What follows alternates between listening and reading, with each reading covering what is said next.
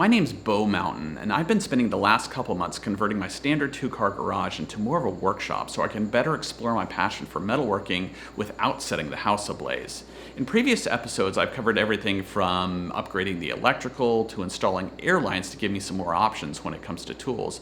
And next on the agenda is racking to solve some of the storage problems I have out here. So I pulled out my trusty little design notebook and got to work.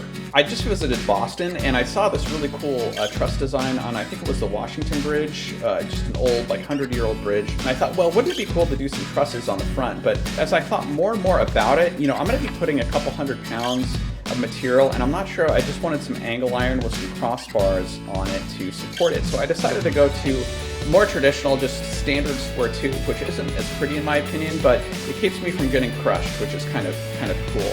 So in the design, I ended up deciding to go with kind of a two-tier design here. And what I decided to do is steel stock was going to go on the middle tier here with boxes and different items being able to be stacked on top. This view is kind of looking straight down on the rack. What I decided to do, and this would be tier number 1 where I'm going to store the steel. My steel yard, they sell items in 20-foot lengths, and typically I have them cut it down into 10-foot lengths. And so I thought, well, here in the back I could store 10-foot lengths of material. Typically when I cut something off of that, I'm working with a 5-foot length or shorter. So I thought in the front I could have a couple diagonals that would handle the 5-foot lengths. And then that gives me a few triangular type areas in the rack as well, when I can put remnants or just cool pieces of steel that I don't want to get rid of. Then I decided that I was going to use expanded metal. That would allow me to see what was on this middle tier in terms of steel stock. Then on top, I decided that I was going to use steel sheets, and then that would be a barrier to any sparks that might be shooting up and kind of keep everything contained underneath this overhang.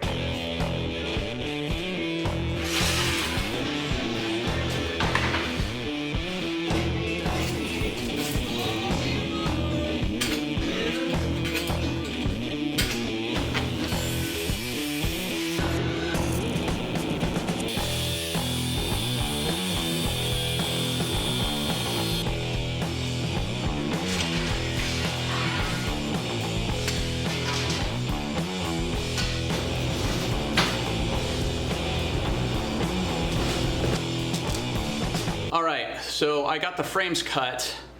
The bad news is this garage floor is about as flat and straight as, well, let's just agree that it's not flat and straight. And that provides a little bit of a problem for me. You see, I want to make sure this is as square and as flat as possible so that everything fits up snugly and fits well together. So I'm going to have to improvise a little bit. What I've decided to do, and what people do a lot of the time in these situations, is take a piece of string and run them between the corners and pull them tight. And what I'll do is I'll shim the outsides of the corners until those pieces of string in the middle touch, and that will tell me that I have a pretty flat surface. But before I start doing that, I've got to clean up the corners and the edges to make sure they're ready to accept the weld well. So weld well, weld well. So that's what I've got to do next.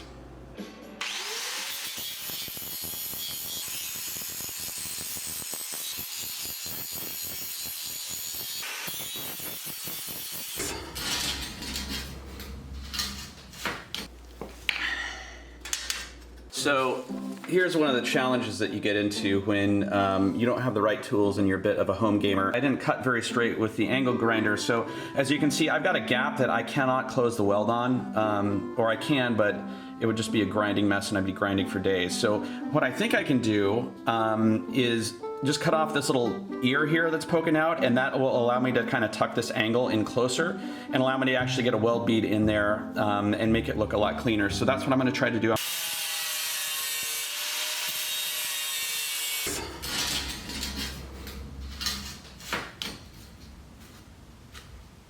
So after some cutting and grinding and readjusting and refitting, I got everything pretty close. I'm only off on the length by about a 1/16 of an inch, and on the diagonals, I'm also only off about a 1/16. And in terms of the lines that I have crossing in the middle, they're touching. So it's not perfect, but I think that's pretty good for a 10-foot distance. to just be off a 16th. So I'm gonna go ahead and tack everything a little bit more securely in place, and then I'm gonna start working on some of the stringers that are gonna be part of the dividing system that I have on the inside.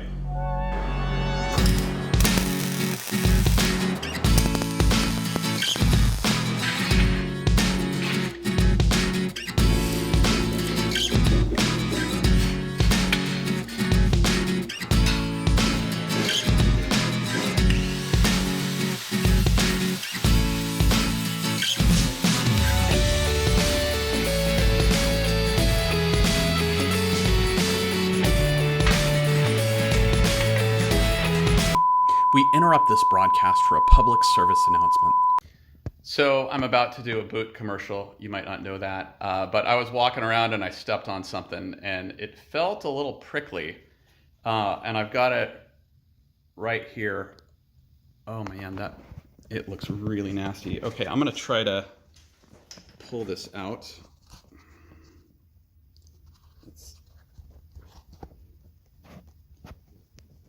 Let me get a hold of it. Oh, holy cow. Oh my gosh, that would have hurt. Oh, but anybody else wear Hanes? But blood free, but oh my gosh, I'm wearing boots from now on. So I got a little carried away in trying to get this done as soon as possible. So what I didn't film was making a second frame, welding that together, and then adding the expanded metal, which by the way will cut you 10 ways to Sunday if you're not careful.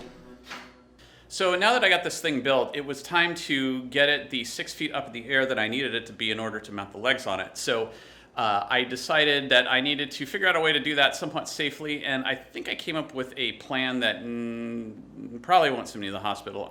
It might. No, it's going to be fine. It's going to be fine. So what I ended up doing is I went to your local e-commerce website of choice, and I picked up these cam locking straps. And they're supposed to be able to hold 500 pounds. I'm not so sure about that, so I got 4. I got 1 at each corner. So, but that wasn't such a major concern since I've kind of got enough to hold the weight. But the rafters on the garage, I don't know if you can see that, but it's like shaking the whole garage. So that is a bit of a concern of mine. I went ahead and just let it kind of hang from there for about 30 minutes, put some weight on it, and the garage didn't come down. So I think I'm gonna be pretty safe to try this out. So I'm gonna set the camera aside and either catch success or just abject failure and pain. So we'll see how it goes.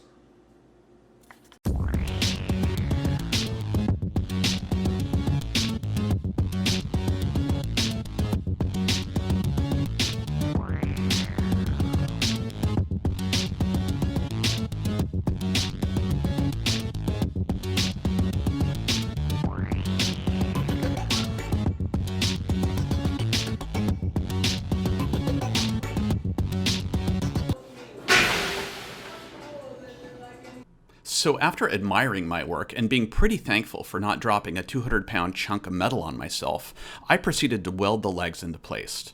I then used angle iron to help reinforce everything and added cross members for additional support and to add a handy little lip to attach my clamps to.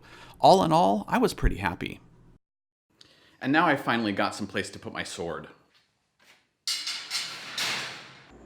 Now with the racking mostly done, I might be able to buy a piece of kit that I've had my eye on for quite a while, and that would change everything when it comes to the kind of metalwork I want to do. We'll find out if that pans out next time.